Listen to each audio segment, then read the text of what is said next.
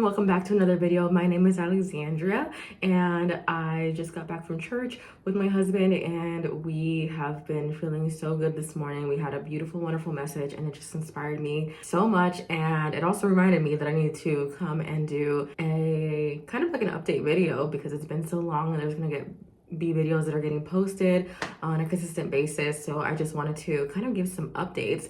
But to start, I wanted to share with you guys our new member of our family. And please say hi to Miss Mocha. Mocha's our new baby. We're not having a baby anytime soon, so this is gonna be our baby. I have been wanting another dog for a while. For most of you guys that have been following me for such a long time, I still have Elena, but Elena needs a friend. I feel like she needs someone to live with and have a little doggy friend. And I initially was thinking adoption, but as I'm learning, and these are all jokes of course, but my sister-in-law was like, husbands typically follow 77% of the plan. So he came home with this baby and now we can't give her back. She's stuck with me.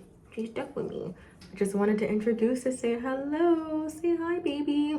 We have been working on potty training and it has been such a, I don't want to say a nightmare, but I just haven't had a puppy in so long. I know that Elena, my other dog, she's a Shih Tzu mix, but she is 8 years old. And so part of me wanting to adopt and get something a little bit older is because I knew that she was gonna have a little bit of issues with getting adjusted to a puppy. But the other big news that I feel like I wanted to share with you guys is that I actually did get married. So I got married on March the 5th of 2025. Yes, I got married on a Wednesday and we did it our way in our own style and we got married in Vegas. I am not the kind of person that wanted a large grand wedding. I had a quinceañera when I was obviously a teenager, and I think from that experience I still dreamed of a wedding, but then as years went on and I got older and just thought about more about the experience itself, it was just like I knew that I didn't want to do a big wedding. And it's not in the sense of like money or any of that. I just feel like weddings typically don't end up being about the bride and groom. We even tried to elope and make this a full-on elopement just to come out and say, hey, we got married. It didn't work out that way. But even that, like the fact that we didn't invite people, that it was something that was also kind of timing wise, it didn't work with people's schedules, and like that was a whole other issue. And it was kind of like, imagine if I was planning a full-on wedding right now, like this would annoy me because I already have very strong boundaries when it comes to certain things. And I was like, this is so crazy that you still even have a little bit of drama when you share that you're getting married in a way that you want to do it in general. So it was just like odd, but other than that, everything worked out pretty well. So I love the way that we did it. I think that it's a cool way and a cool story, of course. And it's crazy because when I started telling people, especially married people that have been married for like 20 plus years, how we were getting married, they were like, oh my God, I did that. You know, they were all like, you know, me and my wife did that and we've been together for 50 years. We went to Jamaica, we got married in San Diego, we got married in New York, and it's like all these stories, and they're like, so it doesn't matter how you get married, it's about the person that you choose and the longevity and work that you put into your marriage. 1 second. Why are you biting me? Stop it. I'm also filming in my bathroom because there's too much going on in the house and there's beautiful lighting here. It's like this light and the kitchen light is like, I wish I had more of like this direct lighting throughout the entire. I got married and I am very, very excited about that. My husband does not have social media. He doesn't even like social media. He's not a social media person. I've slowly began to come into that kind of mindset. Even I think before I actually met him, I don't know, like as I'm getting older, I just kind of want certain things and to be a little bit more private. I feel like Instagram is like the main source of entry when it comes to privacy and filtering like what we post and what we see. So I'll go on and off with like deactivating the account, then coming back, then deactivating it, then not logging in for some time. So it just like depends on my mood, I guess. But I say that to say that for anybody that's thinking about wedding and marriage content, I probably will put out more of like maybe talks, but I'm just gonna give my marriage the privacy and time that it needs. And then what else is new? I mean, aside from that, I am currently working remote again, so that has been really nice. It's been a change of pace.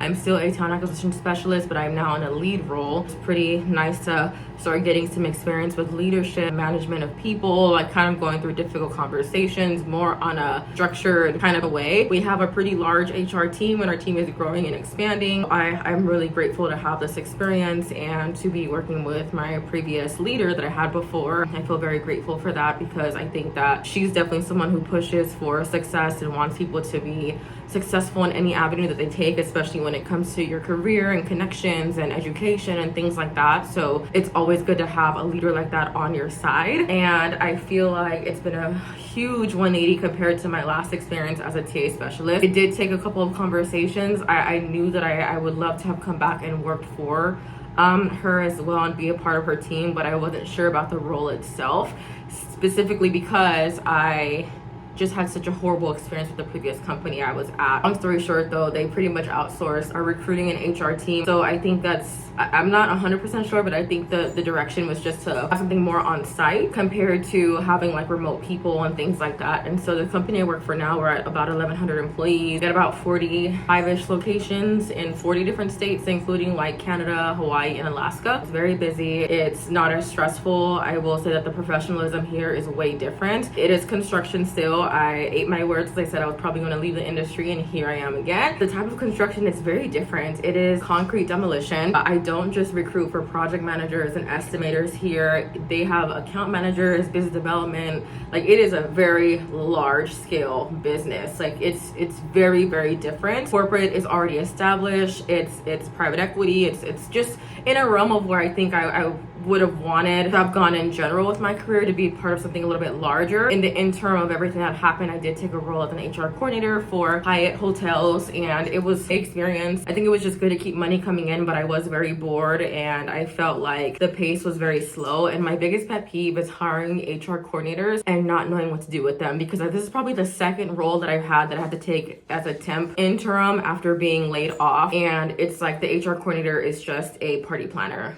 And I'm just like, the conversation from the interview to actually working in-house is so different. Like, it's not anything that was discussed during the interview process. And I just like, I don't know, it just wasn't for me. It would have been cool to stick with it and get on the corporate side, but also I just like have to feel motivated by the work that I'm doing. And if I'm not, then it's really hard for me to want to stay somewhere. That's just my personality. That's just kind of how I am. I'm not somebody that likes to be stagnant and just do something for the sake of doing it. I want to actually grow in what I'm doing.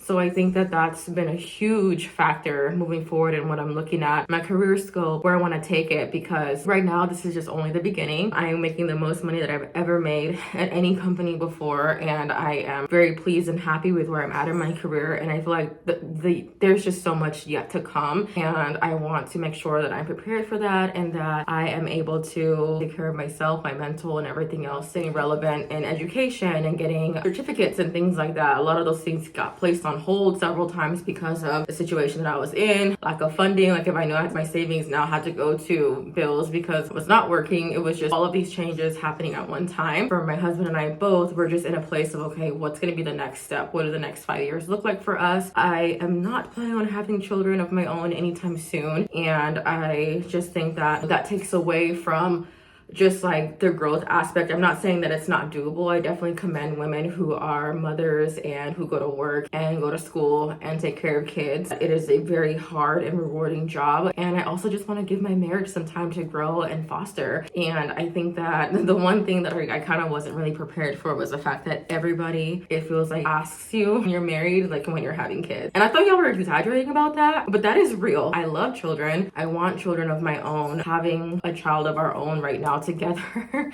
it's just not in the cards for us at the moment. I'm very, very excited about how we're gonna progress. And it's funny because today at church they actually talked about being married and having an actual vision and a dream that we want to take our lives to, and it just really inspired us. We both are not perfect people, but nobody is, and I've noticed that I found a lot of guilt in myself with coming back to my journey with Christ, and just being upset about a lot of decisions I made, especially before being married. And it's something that he and I both have been experiencing, and we're experiencing it together but separate because we had individual lives and things going on before meeting each other. And nothing bad or crazy, but it's just more of like, man, like had I had more faith in God, or had I been trusting of God's word, and had I made certain decisions, like maybe I could be here where I'm at. I don't know, it's just a reflection thing. So it was a really, really strong message today, but it made me think like, yeah, there's things that I want to do, especially with like YouTube. And I took some time off, which I always go on these hiatus, but I really needed to take time off. Like I really needed to get my mental all the way back together. And I was navigating this relationship and going through a lot emotionally and mentally,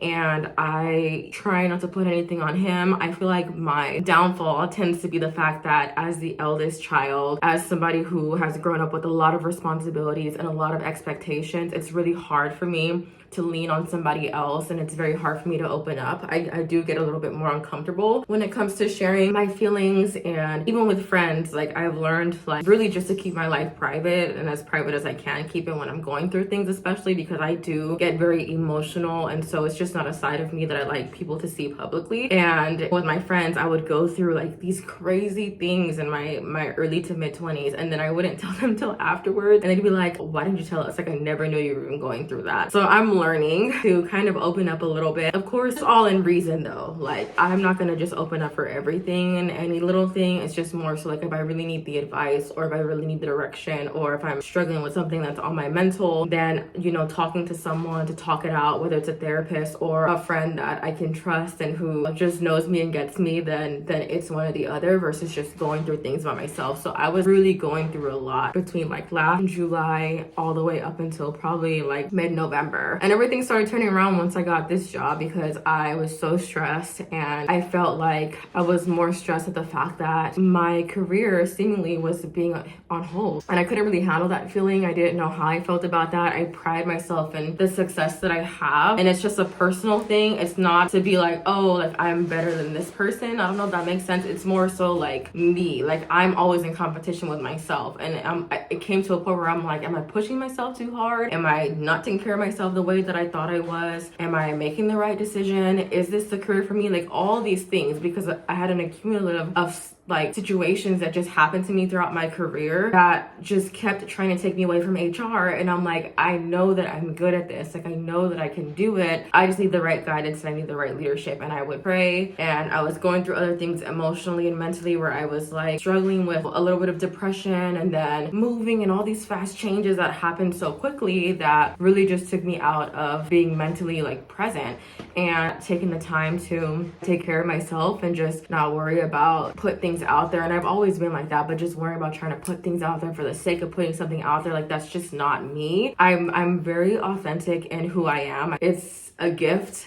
to know who you are in your once you're hitting your late 20s, because a lot of people don't find themselves until later. But I learned so much about myself, and I'm always evolving and always trying to understand who I am in the year, in the moment, and what can I do to be better? How can I be a better person, a better friend, a better family member? What are ways to protect myself from things that I know I don't like to tolerate? Like I got so good on boundaries in the last like 4 years, and I think that with having grace and forgiveness, that's always going to be an option. I will always choose grace and forgiveness, but I've also learned that doesn't mean that there always needs to be a reconciliation period and bringing people back into your life when you know that it's just they're not right for you, whether that's friends or relationships. So I went through those things, and it wasn't really being played out in my work life. Like I was allowing things to happen and going with the flow, because I didn't want to experience like any sort of neglect, but then it turned into like harassment, like all these things, right?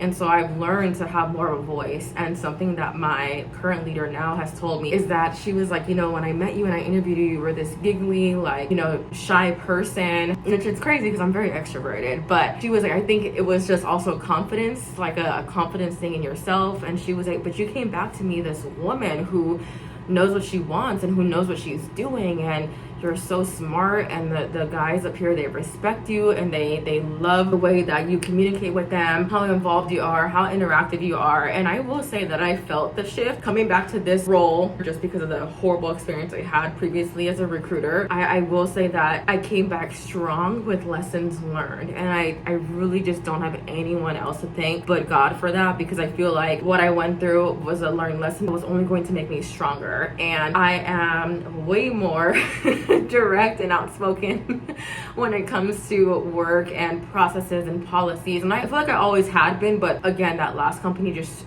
sucked up so much of my confidence away that I had lost that part of myself, and I didn't really know how to navigate it, having difficult conversations, being a little more confrontational in a professional way, and addressing issues and problems and being solution oriented, like all those things that I love about HR and that I really like about myself and my ability to do in my personal life. It's like I really wanted that to show in my professional life too.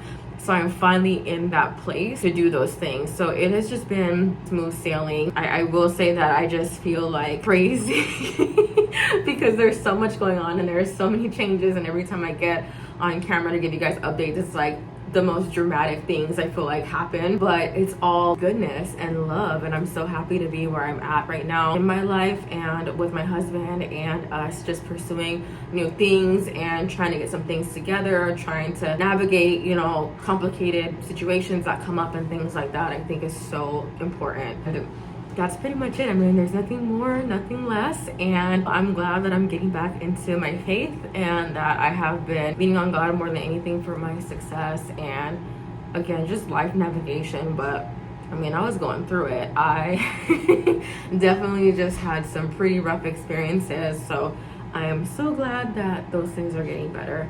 But yeah, that is all that I had for this video, so I will see you guys all in the next one.